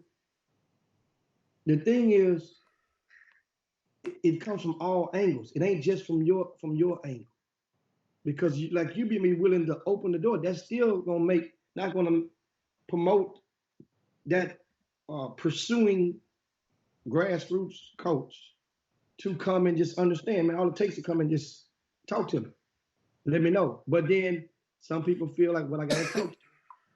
That's when they respect. Then they'll come. Let me tell you what they do. Then they'll come right back around and send your ass a flyer to come play in their tournament. No, Jim. No, they don't do that. They don't do that. This is how I'm just telling you. Some people, they do, and that's, think about it. So if you're gonna take my kid, well, not take my kid. I like that. That's the terminology that's being used for so many years, and the slang of it. But if you're going to lure one of my players, then at least we're gonna do. If you want my business, so that means you taking away something and they want me to pay you. Think about how they go. You're gonna take something away from me and want me to still pay you. That ain't gonna work, man. That just ain't gonna work. I don't know, man. That might be a different type of black people, but I mean, most black people I know that ain't gonna work. But then guess what? For a lot of them, it does. Because you may wonder why. Well, then you can go and work it out. You can let them know. You let the parent, hey man, look, the communication is the key. You guys who are the young, if you're coaching a 5th grade team, 4th grade team, 6th grade team right now, guess what? The better you say your kids are, all you're doing is asking, and the more you want any type of evaluation or scouting service to promote or talk about or show love towards your kids, guess what you're doing? You're asking us to season the meat because somebody else gonna eat. Remember that. That's what you asking us to do. Oh my God. Man, my kid, you ain't getting no love. I say, do you really want me to do that? You're not gonna have him. All you're doing is asking me to ring the bell for all the sneaker guys to come and pay attention to come watch him play. And then guess what? What do you have to keep him? Shout out to Stephen Hayes out there watching the show. What's up, Steve? Stephen Hayes was coach of the team chemistry. They won Las Vegas 2 summers ago, the last live year that Vegas was held. They won first place in the main division of the 15U guys. First place, team out of Houston, team chemistry. That team had Sean Walker, Josh Farmer. It was loaded. Loaded. Guess what? That team has never played together again. Wow. Guess what? I don't think there was a team chemistry this past summer. They went from winning the national championship to not even fielding a team. And it wasn't by choice. So many kids that got plucked away because as a result of that team, they wanted a certain type of love. So you have to show this one love, show this one love. This one got ranked high. They had 5 guys in the top 25. Pluck them all away. You see how this goes? Guys, this stuff is real. But my thing is, at the other side of the fence, sneaker guys, you ain't got to be so damn fake. You don't. You don't have to be so fake. What you mean fake, Jimmy? Because I be hearing that word fake. What you mean? When you can see, can't you? You ever been outside, been in the parking lot or in somewhere and you can see a person look suspiciously walking like they're sneaking? That ain't fake. They sneaking. But that goes up under fake to me. Okay. You know? That means you ain't a real shopper. You're not a real patron of the business. You're a fake. That means you're faking like you're coming to Jimmy, patronize it's the called business. covert. It's called covert operation or self-bombing. They want to, like they said, they want to move in silence. I'm just messing with you. Keep going. Well, this is the thing. Once again, sneaker coaches. Okay. If I'm asking you guys to just be more stern in your efforts when you're going and recruiting these kids. Stern, meaning that you don't have to sneak. You got the goods. You have the platform. So why are you sneaking it? Why are you sneaking it? Don't do that. No more. You ain't got to. Just come in there and say, man, I want that boy there. No, it's the way we can work something out. Think about it. We've seen teams that merge. That's how they merged. Because the sneaker team had the courtesy to contact a person and say, hey, man, we like so-and-so, man. We know you, or vice versa. When that guy know he probably going to lose that kid anyway, he'll go contact the sneaker program and say, hey, man, look, I know y'all want so-and-so, man, but I'm, and throw something out there. Yeah. And guess what? We can work something out. And that makes it easy because that other guy is going to want 2 or 3 or 4 kids to come along with him. And that sneaker team only want 1, maybe 2. Jimmy, but guess what? Somebody told me this morning. They called me this morning. They say a lot of these guys, their identity is locked up in having a kid. If they don't have this kid, they ain't nothing. You don't know them.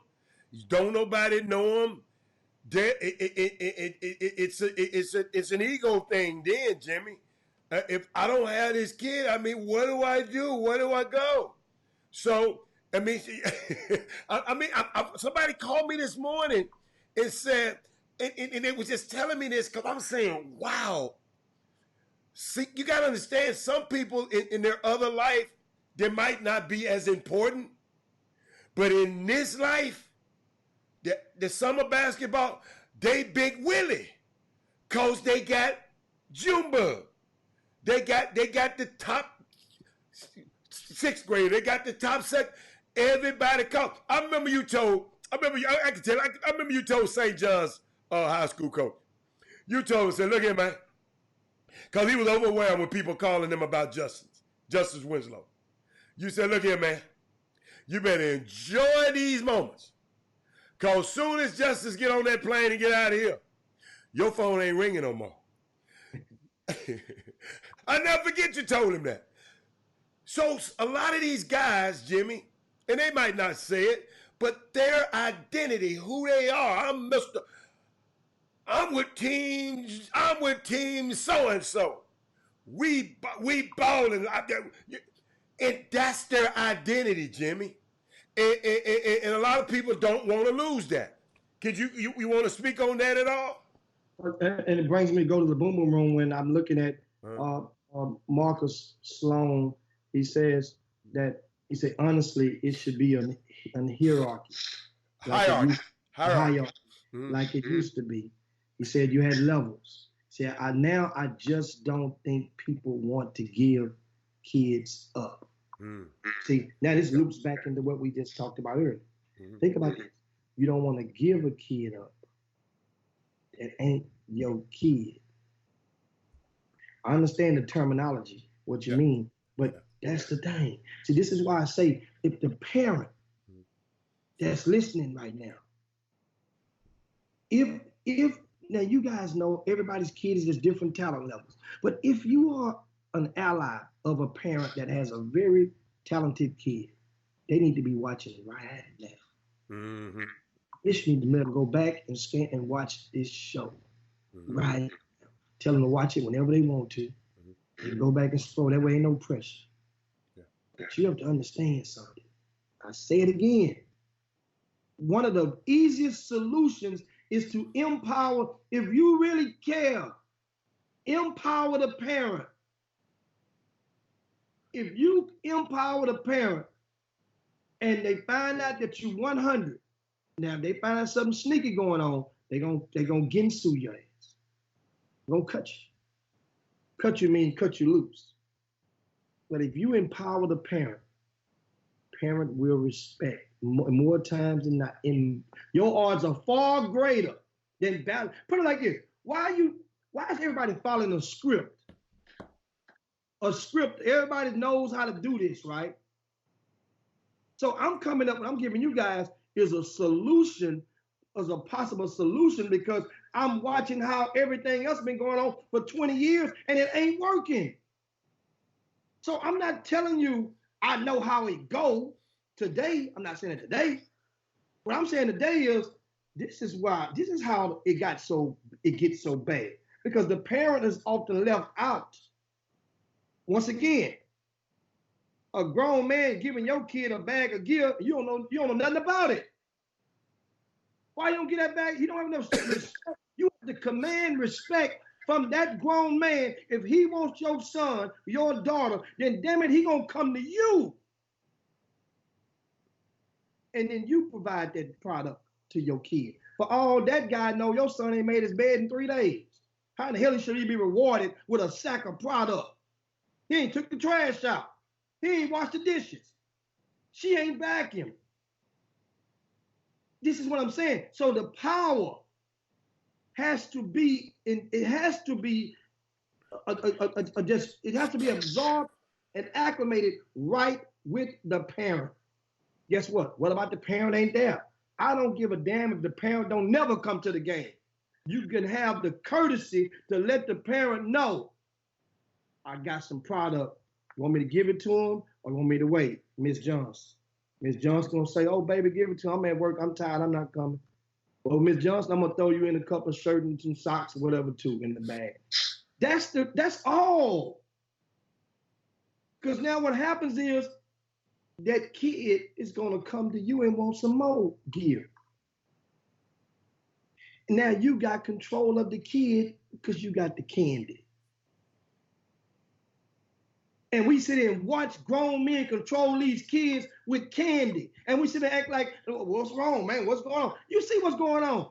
Dude, if a kid can be influenced that easy, don't you think if I want to influence him from way over here and I don't have a team, I can influence his ass the same way? It's just that easy. But if we can get people to understand it, listen, recruiting is recruiting, but the respect factor and understanding and empowering the people, the parent is going to be there. And somebody, what happens all the time, 99% of the time, somebody goes and wakes up the parent. You see, once that parent wakes up, your ass is expendable. Because that parent is going to hear different stories, and they're not going to come back to you. When they come back and present them stories to you, it's too late. That's what happens. People realize they can't be able to get through you because you got too much control over this kid. They're going to go through a different route. Everybody can get through the front door. See, that's why I say you got to put the parent in there. That way you take the pressure off, because if A&M is recruiting the kid in Baylor and UT and U of H, guess what? Ain't but one door. You stand at the door while you letting Baylor in, A&M looking in the bush, they see that. You let Baylor in, U of H see that. You let U of H in, the Longhorns, they looking at, they see that. So you letting everybody, you letting all them in. The minute you X a guy, don't let him in. Now his job is to get in the house. So what you think he's gonna do? He's gonna go find a way to get in the back door, get in one of the windows, get in through the chimney. His ass gonna be Santa Claus. He getting in that house. That's his job. And when he gets in that house, he gonna let the mama know or the daddy know what you did. That's how the game goes.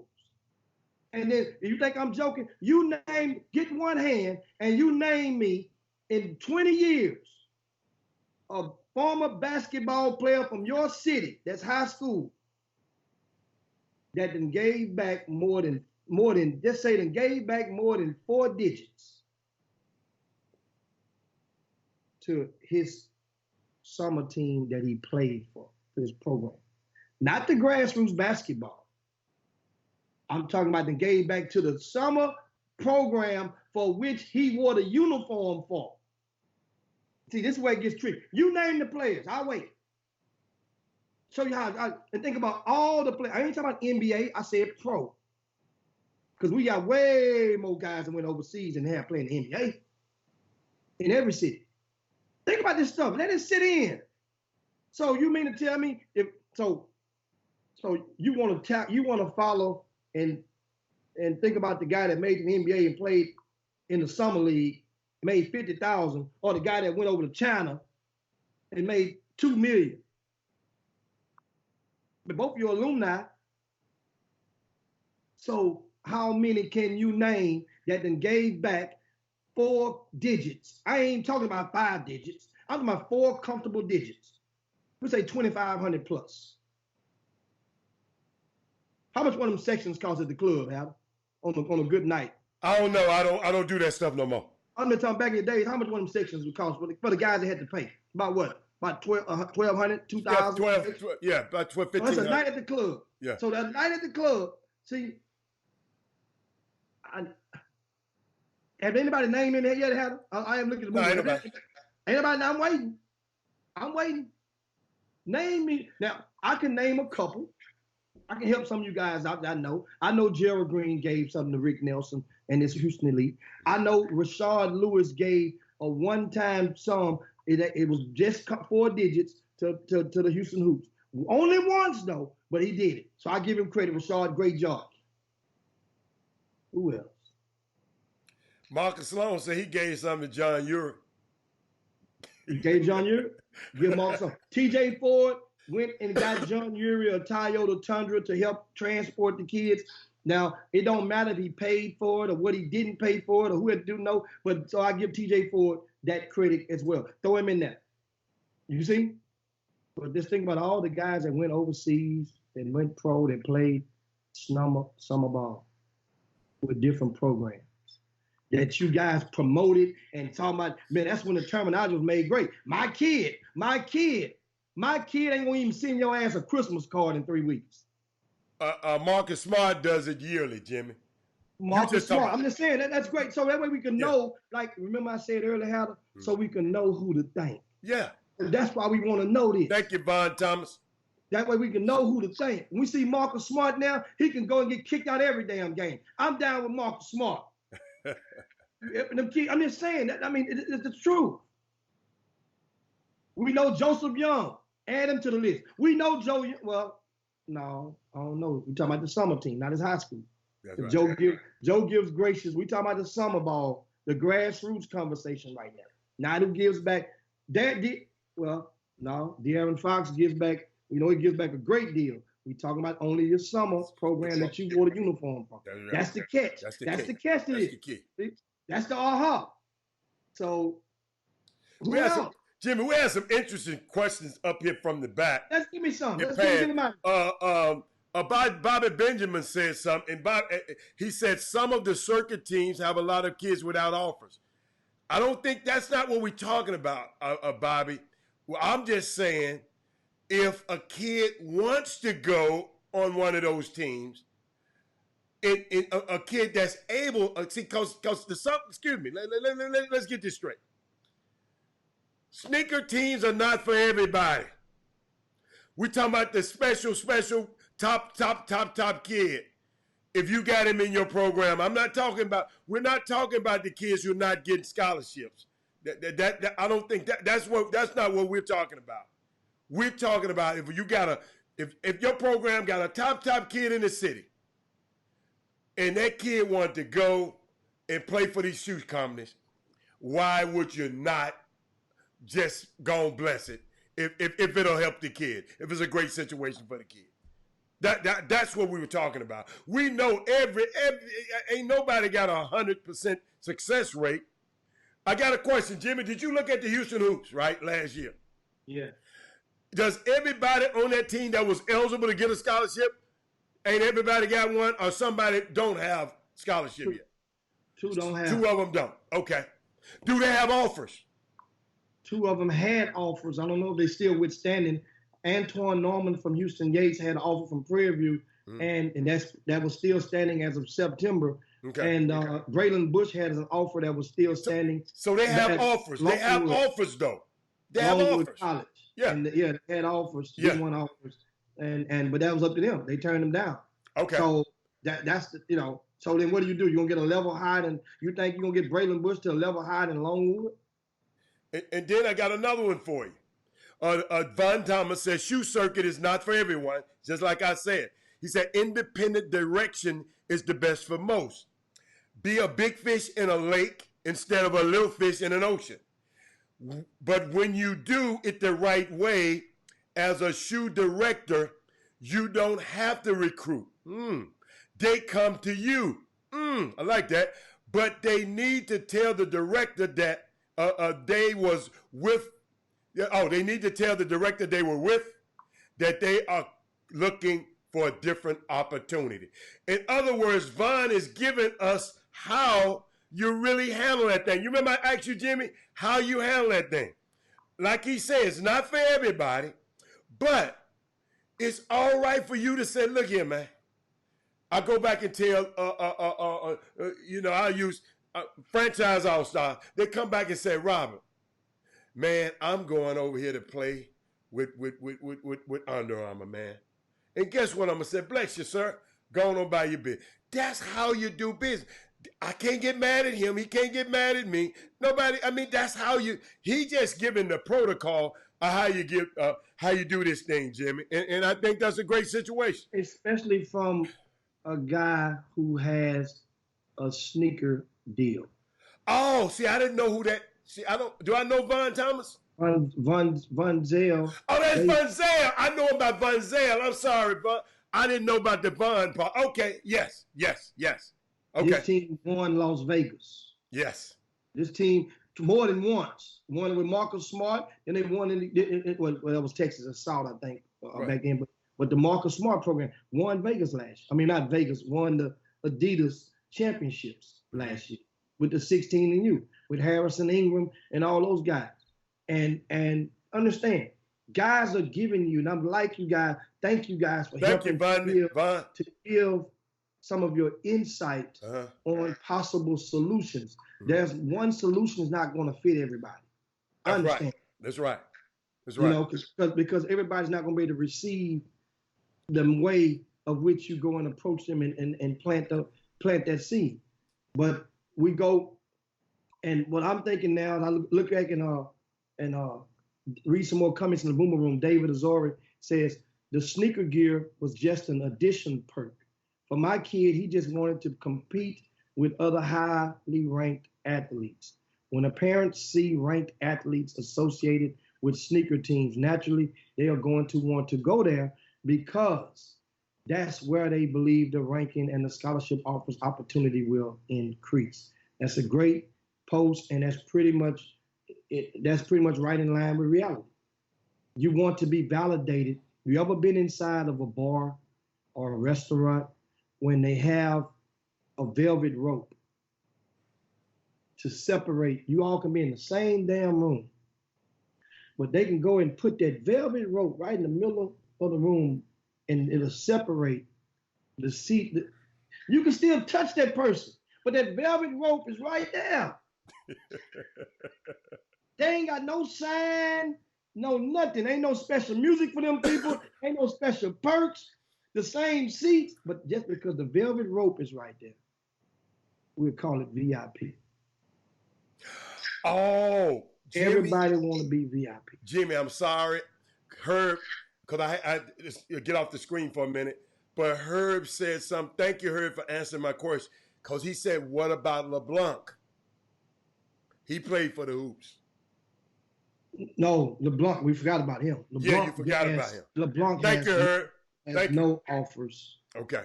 For the Hoop. Now the question is, he's not the first that played for the Hoops that didn't have the offer. Hell, every 2 years there's a kid on that bench that's a senior that don't get an offer.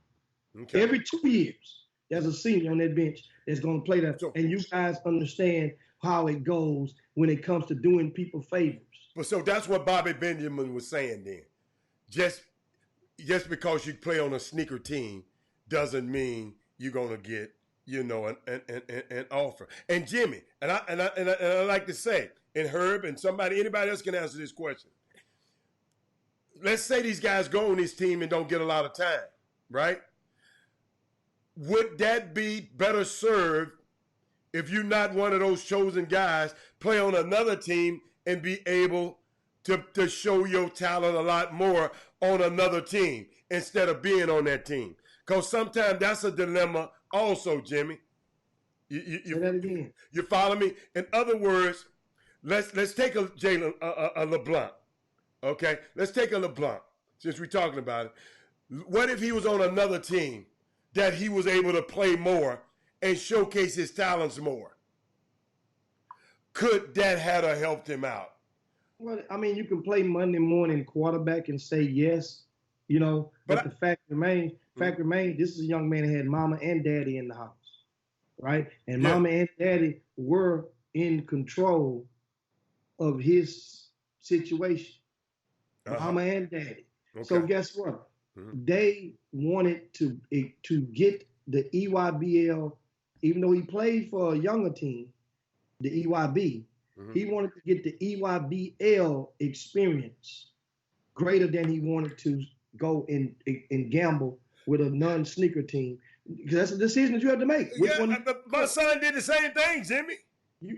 So they took the gamble, and all gamble, that's why a gamble is called a gamble. The gamble did not pay off. Speaking of gamble, look what Kenny Gamble just wrote. Most kids for the Hoops already got offers. Most of the kids the Hoops get already has offers. Of course, because they want the top kids. I would agree with that. That's right. That's the thing. I would agree with that. That's the double edge on the sword. People have to understand. People get a lot of times, and Gamble, I hope you understand too, that's the logic of it. Right. They will wait until you got the have-nots. Yeah. Once again, you want me to season the meat. You about to get some good off this grill.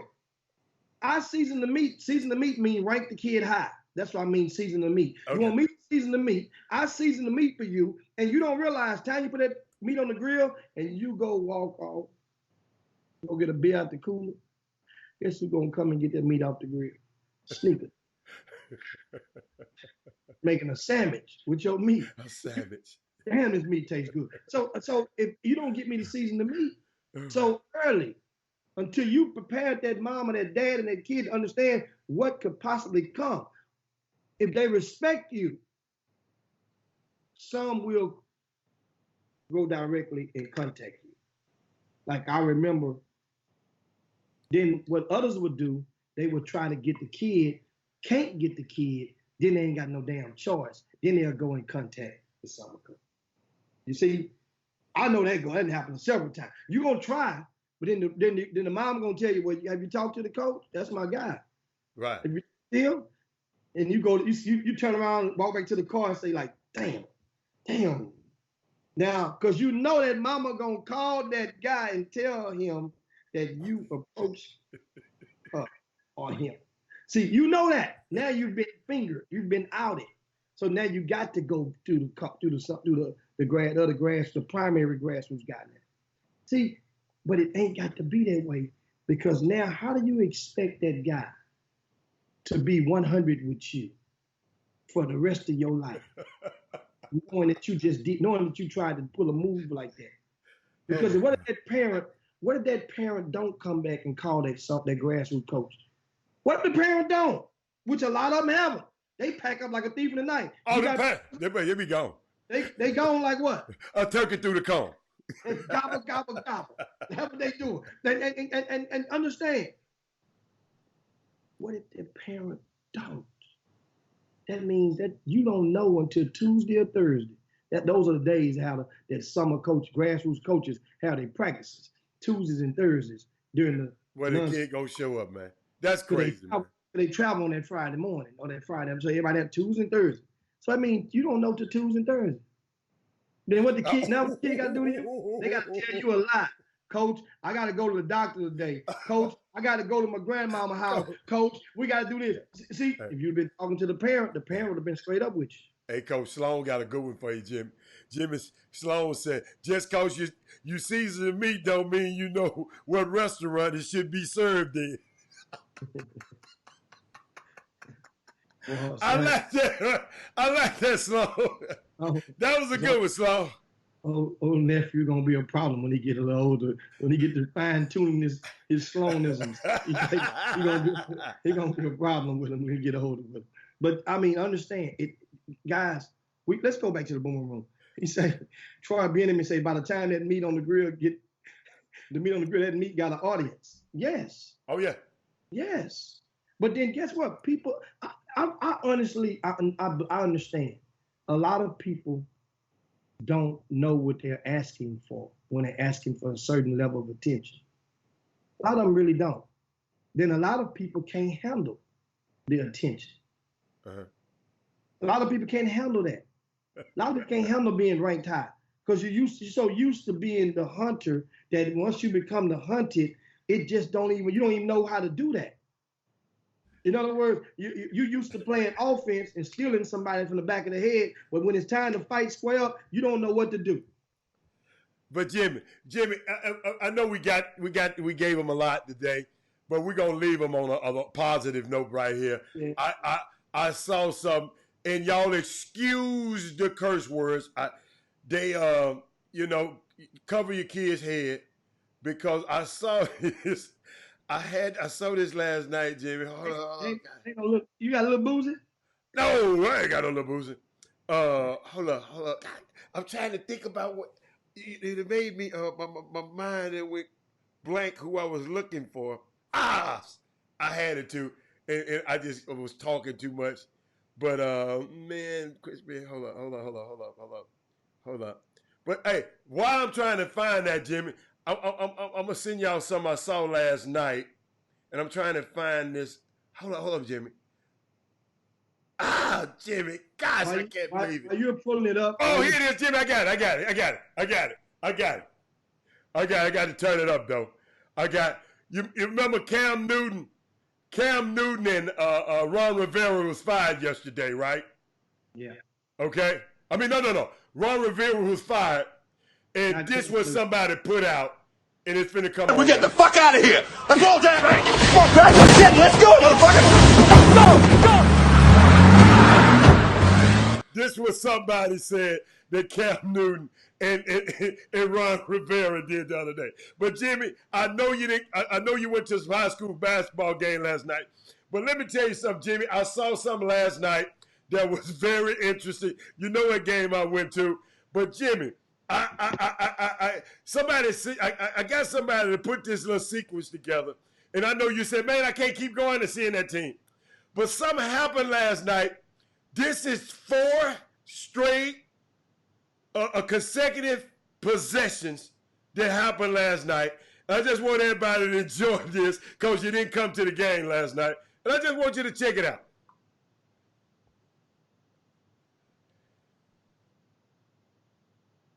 That's one. The next possession. The next possession. The next possession.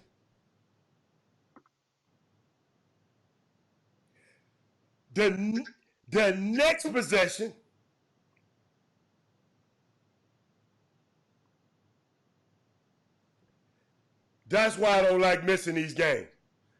The next possession.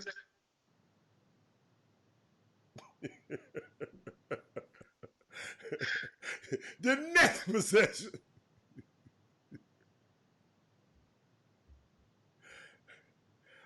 I guess that was enough. That's why I don't like, and I know, Jimmy, you have to go. Your job is to go around and seeing all the kids.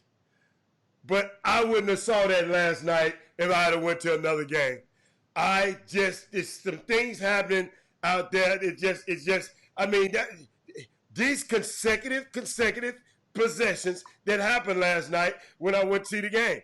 I mean, if somebody else has a consecutive thing like that, send it to the Chop Shop HTX at Gmail High School. And by the way, that player happened to be Bryce Griggs. Hightower played against Langham Creek last night.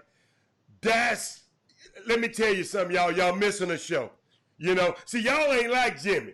Jimmy have to go see all the players. But man, if you're missing a show if you don't go out there and see that. So, but absolutely. I just wanted to show you that. But Jimmy, want to give acknowledgement to I mentioned Jordan Adams earlier. We'll give acknowledgement to Montavious Murphy at Kansas State, Xavier Wheeler at Georgia. He's playing 24.9 minutes a game. Want to give acknowledgement to P.J. Henry at Hartford. Yes. 23 minutes a game. Give acknowledgement to K.J. Cunningham at Weber State, 22.4 minutes per game.